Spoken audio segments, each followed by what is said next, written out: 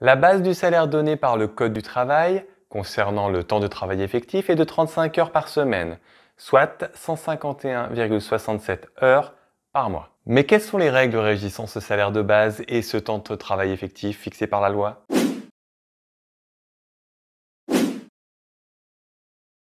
Le salaire de base correspond à la rémunération prévue à l'embauche en contrepartie d'un certain nombre d'heures de travail. C'est la première ligne du bulletin de paie.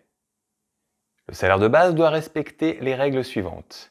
Il ne doit pas être inférieur au salaire minimum légal, dit le SMIC, ou le salaire minimum conventionnel, dit SMC, s'il est plus favorable. Les heures travaillées correspondent aux heures réellement effectuées. Le Code du travail définit le temps de travail effectif comme le temps pendant lequel le salarié est à la disposition de l'employeur et se conforme à ses directives sans pouvoir vaquer librement à des occupations personnelles. La mensualisation garantit au salarié un salaire équivalent chaque mois, indépendamment du nombre de jours réellement travaillés au cours du mois. C'est pourquoi il est dit qu'un salarié à temps plein réalise 35 heures par semaine, soit 151,67 heures par mois, selon le calcul suivant. 35 heures multipliées par 52 semaines divisé par 12 mois égale 151,67 heures.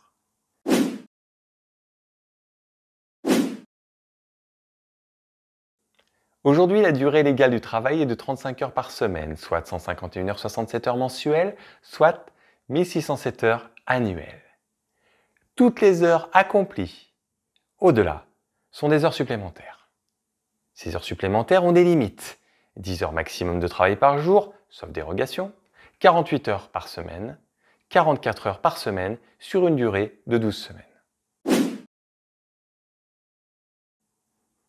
Toute heure accomplie au-delà de la durée légale hebdomadaire ouvre droit à une majoration de salaire ou, le cas échéant, à un repos compensateur.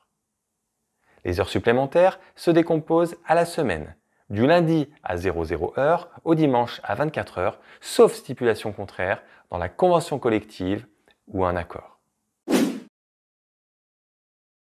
Les heures complémentaires ne concernent que les salariés à temps partiel. Ce sont des heures effectuées au-delà de la durée du travail prévue au contrat du salarié, sans dépasser les 35 heures.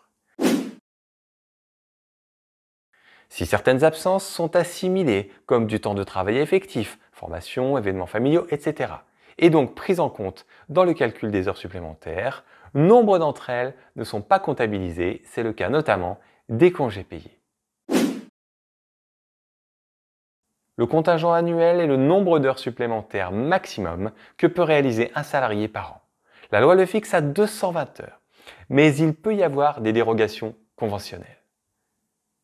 Le contingent peut être dépassé, mais cela ouvre des droits supplémentaires aux salariés. Le salaire de base et le temps de travail sont le socle qui va déterminer le déclenchement des heures supplémentaires ou complémentaires et le montant de leur majoration. Je vous invite sans tarder à poursuivre votre formation afin de découvrir en détail les éléments à prendre en compte pour établir le salaire de base et définir le temps de travail afin d'être certain de connaître et mettre en application toute la réglementation les concernant.